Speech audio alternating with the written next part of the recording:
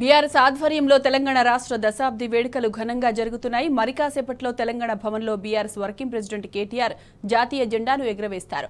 ఆ తర్వాత తెలంగాణ భవన్ మీటింగ్ హాల్లో ఏర్పాటు చేసిన ఫోటో ఎగ్జిబిషన్ను కేటీఆర్ ప్రారంభిస్తారు. 11 గంటలకు బీఆర్ఎస్ అధినేత కేసీఆర్ తెలంగాణ భవన్లో పార్టీ కార్యకర్తలను ఉద్దేశించి ప్రసంగిస్తారు.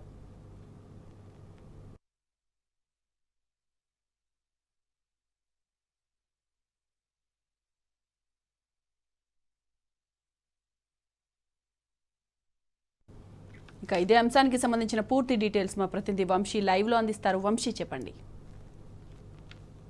తెలంగాణ రాష్ట్ర ఆవిర్భావ దశాబ్ది ముగింపు ఉత్సవాలకు సంబంధించి కూడా బీఆర్ఎస్ పార్టీ 3 రోజుల వేడుకలకు పిలుపునిచ్చినటువంటి పరిస్థితి కూడా మనం చూస్తూ ఉన్నాము. నిన్న క్యాండిల్ ర్యాలీ ఒక ఉద్యమ స్ఫూర్తితోటి అద్భుతంగా జరిగినటువంటి పరిస్థితి కూడా మనం చూస్తూ ఉన్నాం. ప్రజెంట్ మనం తెలంగాణ భవన్లో ఉన్నాం, బీఆర్ఎస్ పార్టీ కేంద్ర కార్యాలయంలో.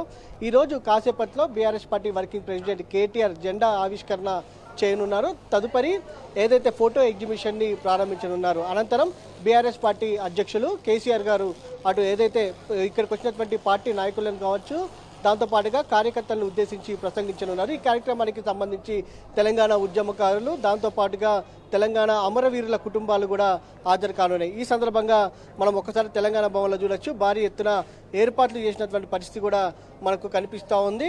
భారీ ఎత్తున బీఆర్ఎస్ పార్టీ నాయకులు కావచ్చు, కార్యకర్తలు కూడా పెద్ద ఎత్తున ఇప్పటికే తెలంగాణ భవన్కి చేరుకున్నటువంటి పరిస్థితి కూడా మనం చూస్తూ ఉన్నాము. ముందుగా మనతో పాటు మాట్లాడడానికి బీఆర్ఎస్ పార్టీ నాయకులు దేవిప్రసాద్ గారు మనతో పాటు ఉన్నారు. వారితో మాట్లాడించే ప్రయత్నం చేద్దాం. సార్, ఒక్కసారి మనం వెనక్కి వెళ్ళి చూస్తే అటు తెలంగాణ రాష్ట్రం ఆవిర్భవించి 10 సంవత్సరాలు పూర్తవుతా ఉంది. మీరు ఏదైతే ఉద్యోగ సంఘాల నాయకుడిగా కూడా ఉన్నారు, ఎలా అనిపిస్తూ ఉంది మీకు? అంటే ఒక సుదీర్ఘకాల స్వప్నాన్ని ఛేదించడం అనేటువంటిది తెలంగాణ చరిత్ర. ఆ చరిత్రకు మూలకారకుడు కేసీఆర్ గారు. అనేక మంది రాజకీయ నాయకులు తెలంగాణ రాష్ట్ర సాధన కోసం అనేక ప్రజా సంఘాలు తెలంగాణ భావజాలాన్ని విస్తరించిన, వ్యాప్తి చేసిన ఒక రాజకీయ ఉద్యమంగా రానటువంటి నేపథ్యాన్ని చూసాం. అంటే మొత్తంగా ఉన్నటువంటి భారతదేశ రాజకీయ వ్యవస్థకు సరైనటువంటి రీతిలో తెలంగాణ ప్రజల ఆకాంక్షల్ని వినిపించి ఆనాడు జయశంకర్ గారు, మా విద్యాసాగర్ గారు అమరులైనరు. వారిద్దరు కూడా ఒక విశేషమైనటువంటి కృషి చేసి తెలంగాణకు జరిగినటువంటి అన్యాయాన్ని అన్ని రాజకీయ పార్టీలకి సరైనటువంటి రీతిలో అర్థం చేయించడంలో ఒక గొప్ప విజయం సాధించారు. అట్లాగే సబ్బండ వర్ణాలు కేసీఆర్ గారి నాయకత్వంలో చాలా చారిత్రాత్మక ఉద్యమాలు జరిగినాయి. భారత స్వాతంత్ర ఉద్యమ చరిత్ర తర్వాత ఏ ఉద్యమమైనా జరిగిందంటే అది తెలంగాణ ఉద్యమం అనేటువంటి పేర్కొనక తప్పదు. కేసీఆర్ గారి నాయకత్వంలో సకల జనుల సమ్మె కావచ్చు, వంటవార్పు కావచ్చు, మిలియన్ మార్చ్ కావచ్చు, ఇట్లా మనం చెప్పుకుంటూ పోతే ఉద్యమాలు ఏ దేశాల్లో విముక్తి అయినటువంటి దేశాల దగ్గర నుంచి మొదలు పెడితే అనేక సామాజిక ఉద్యమాలకి నేపథ్యమైనటువంటి గడ్డ మీద జరిగినటువంటి అన్ని ఉద్యమాలు తెలంగాణలో జరిగినాయి. పాలేరు నుండి భూస్వామి వరకు, కార్మికు నుండి ఇండస్ట్రియలిస్ట్ వరకు, అంటే అందరూ కలిసి తెలంగాణ రాష్ట్రం సాధించుకోవాలని చేశారు. అందుకే కేసీఆర్ గారు ఆ 14 ఏళ్ల సుదీర్ఘ యాత్రలో ఆయన ప్రజల నుంచి తీసుకున్నటువంటి ఫీడ్బ్యాక్ అంతా కూడా సేకరించి, సమీకరించి తెలంగాణ రాష్ట్ర సమితి మేనిఫెస్టోగా రూపొందించి గత 10 ఏళ్లలో ఒక అద్భుతమైనటువంటి అభివృద్ధిని, వికాసాన్ని, సంక్షేమాన్ని మనమందరం కూడా చూసాం.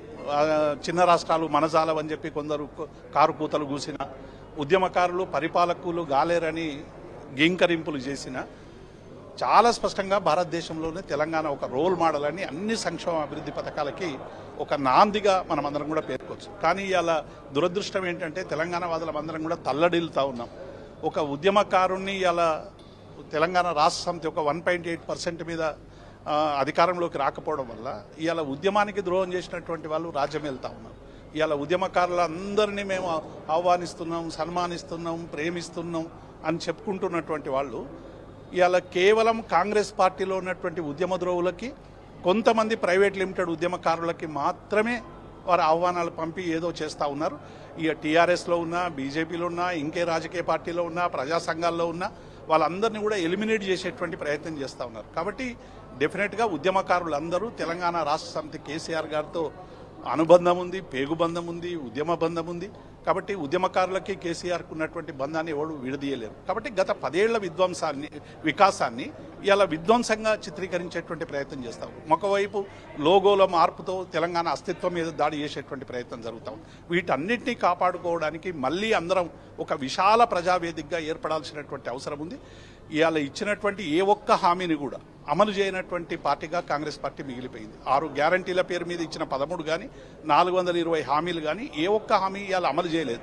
కాంగ్రెస్ వచ్చింది, కరెంటు పోయింది. కాంగ్రెస్ వచ్చింది, సంక్షేమం పోయింది. కాంగ్రెస్ వచ్చింది, రైతు భరోసా పోయింది. కాంగ్రెస్ వచ్చింది, కేసీఆర్ కిట్ పోయింది. కాంగ్రెస్ వచ్చింది, షాదీ ముబారక్ పోయింది.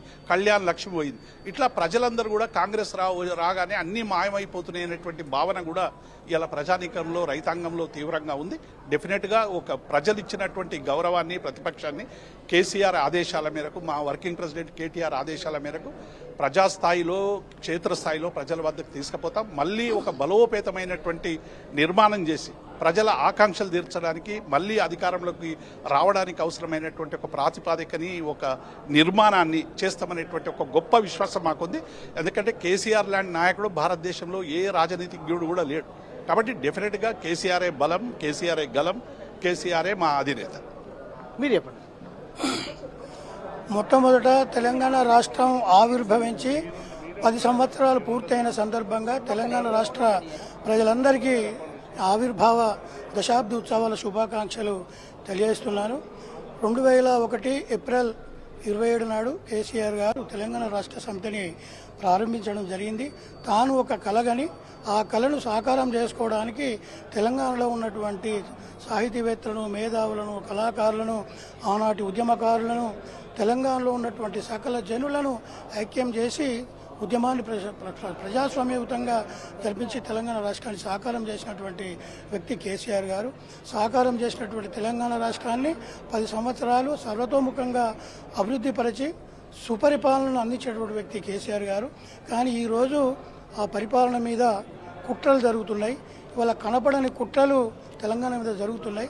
రాజముద్రలో ఆధిపత్యపు ఆనవాళ్లు ఉన్నాయనే పేరిట తెలంగాణ అస్తిత్వపు, ఆత్మగౌరవపు చిహ్నాలైనటువంటి కొన్ని చారిత్రక సాంస్కృతిక చిహ్నాలను చెరిపివేసేటువంటి ప్రయత్నం జరుగుతున్నది. ఆ తర్వాత ఇంకా పరోక్షంగా వలసవాదుల కుట్రలు ఈ అస్తిత్వం మీద దాడి చేసేటువంటి ప్రయత్నాలు జరుగుతున్నాయి.